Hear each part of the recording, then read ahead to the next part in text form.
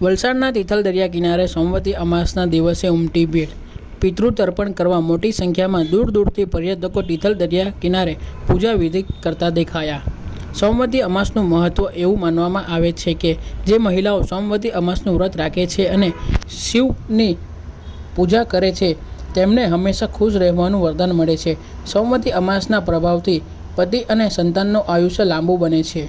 એવું કહેવાય છે કે આ વ્રત કરવા ચોથ જેટલું ફળદાયી માનવામાં આવે છે।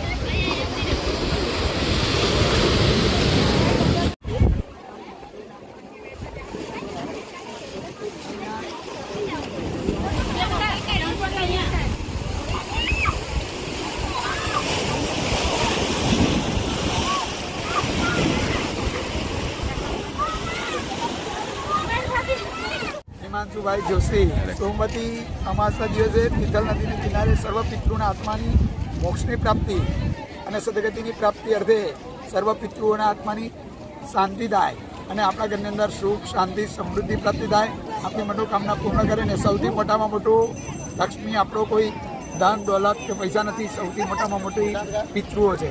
માટે પિતૃની સોમવતી અમાસ દિવસે માટે તિથલ નદીની કિનારે બધા સ્નાન કરવા માટે દાન પુણ્ય ધર્મયુગ અને પિતૃ શ્રાદ્ધ કર્મ કરવા માટે પધારે છે।